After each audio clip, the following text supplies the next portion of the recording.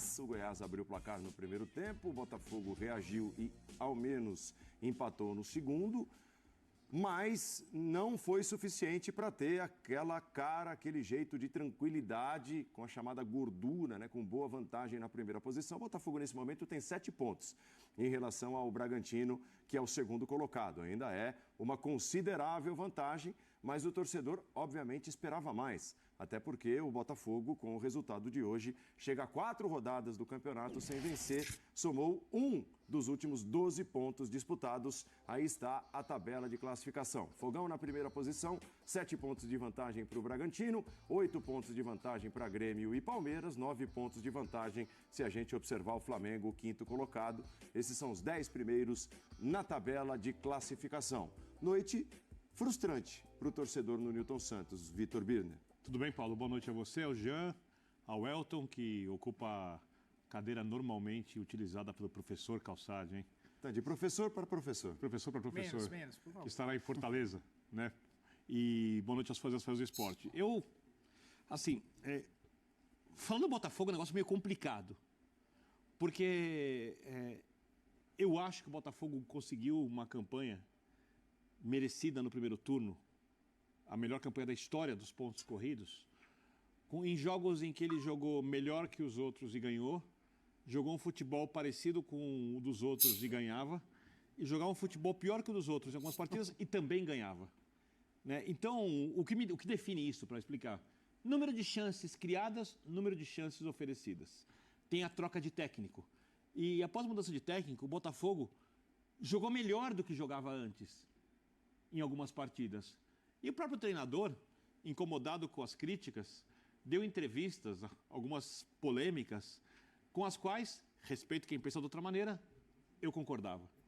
Porque o Lucas Perry, por exemplo, não lembro em qual jogo, não fez nenhuma defesa difícil e o time havia perdido a partida, enquanto o Lucas Perry antes fazia 3, 4 defesas difíceis, porque ele é o melhor jogador do primeiro turno, seguido pelo Tiquinho Soares, é uma discussão, e o time não somava pontos como somava antes.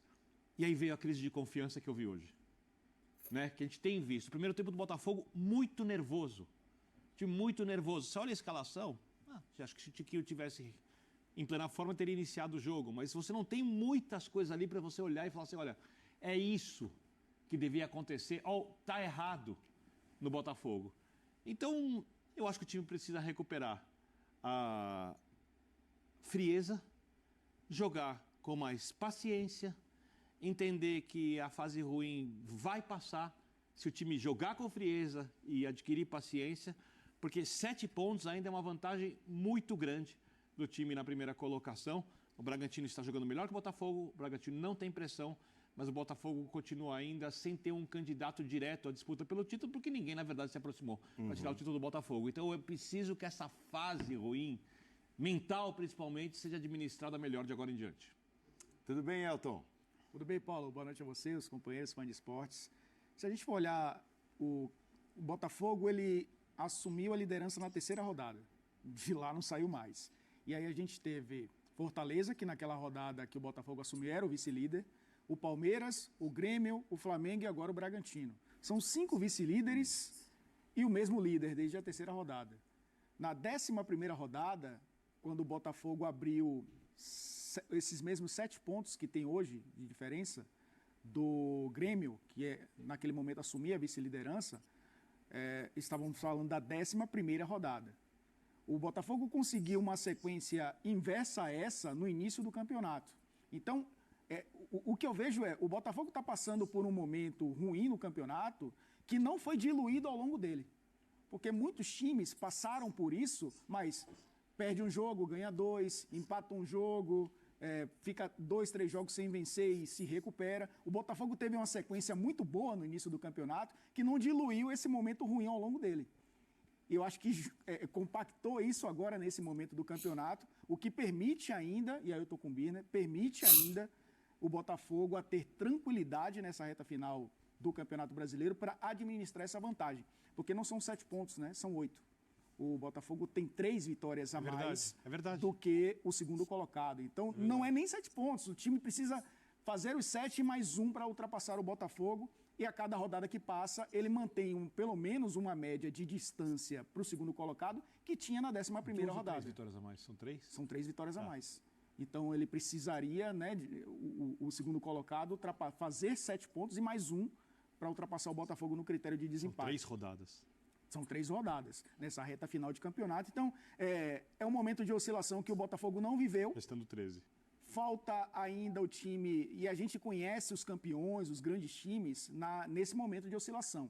Quem oscila menos numa temporada tende a ter sucesso.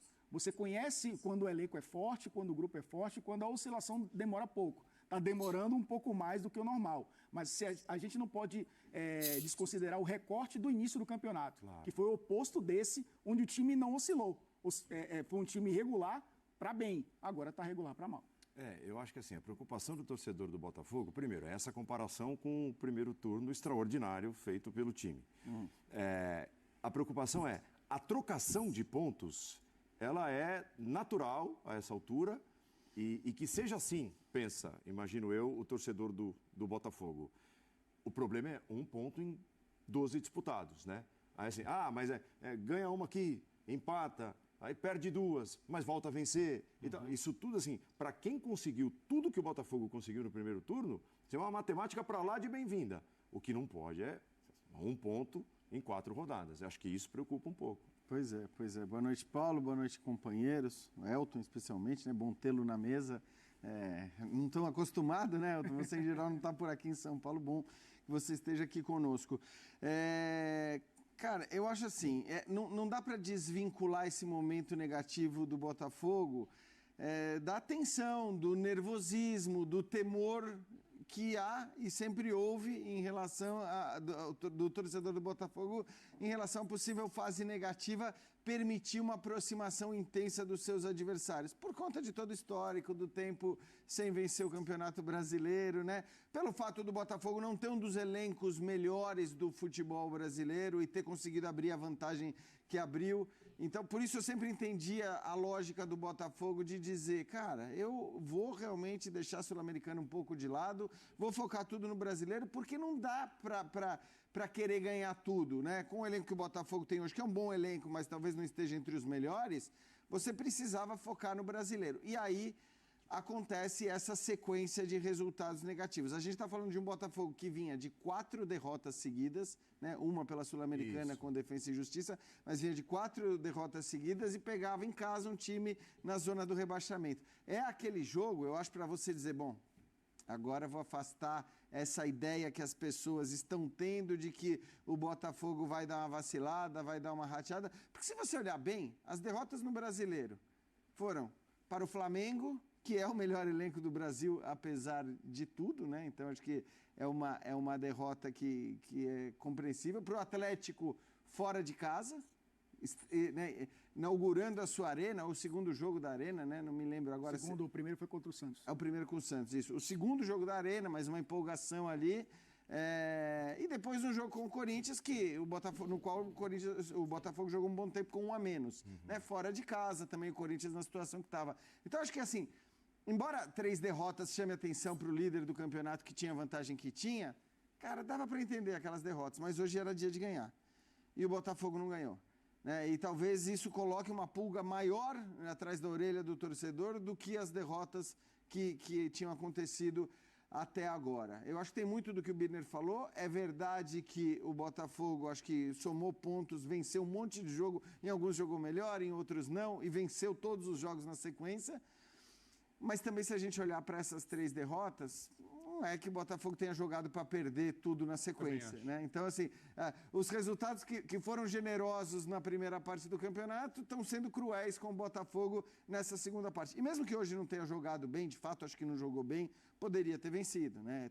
O Botafogo do primeiro turno venceria um jogo como esse. Então, eu acho que, assim, a questão com o Botafogo é muito psicológica, né? Fosse talvez um time que foi campeão ano retrasado ou passado com aquela vantagem que o Botafogo tinha e que ainda tem, você não fosse discutir muito a questão psicológica, talvez não influenciasse tanto. mas é um Botafogo que sabe do peso dessa conquista, do quão inesperada ela será, ou ela seria, né? Pelo menos ela era no começo do campeonato. Então, acho que tem esse ponto que pode pesar mesmo. É uma pressão diferente para o Botafogo do que seria para uma outra equipe mais acostumada a vencer. Eu acho que pegar dois jogos para mim são simbólicos para explicar isso. Os dois clássicos contra o Flamengo. No primeiro, eu acho que o Flamengo gerou muito mais dificuldade. O Flamengo jogou até bem para o Flamengo ultimamente, que é uma bagunça coletiva. Do Flamengo, jogou até bem o segundo clássico. Mas, para mim, o primeiro clássico que o Botafogo ganha, ele teve mais dificuldade, quando a gente fala de chances criadas e sofridas, claras, do que teve no último, quando perdeu. Eu acho que simboliza muito o que é o Botafogo. E eu acho que tem uma outra questão. O Botafogo não está com o título ameaçado. O Botafogo está com a ameaça do título ficar ameaçado, porque são 7 pontos. Pois é. Exato. E os times que estão abaixo, mesmo o Bragantino numa boa fase, eu não vejo esses times com sequências. Então, de ninguém vitórias. inventou a pontos, sequência, né? né? Se você for ver, o Palmeiras, que tinha vencido 4 ou 5 na sequência, perdeu as 2 últimas, né? Que parecia a grande ameaça num determinado momento, perdeu os 2 últimos jogos. Então, assim, a notícia boa para o Botafogo, no fim das contas, mais uma rodada se passou. E a distância continua sendo de 7 pontos. Agora, para uma outra equipe, mas continua sendo de 7 pontos para 1, 8 para 2 e 9 até para o Flamengo, que, olha, é aquela história. Agora o Flamengo não tem mais Libertadores, não tem mais Copa do Brasil.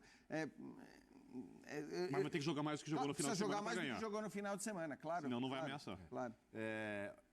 Bruno Lage foi vaiado, chamado de burro por parte da torcida. Ele tomou algumas decisões até que surpreenderam na escalação do time titular hoje. Nós temos uma tela que mostra um pouquinho da passagem do Bruno Lage pelo Fogão. Veja aí, antes do Bruno Lage foram 15 jogos, depois da chegada dele 96% antes, mas é um aproveitamento extraordinário.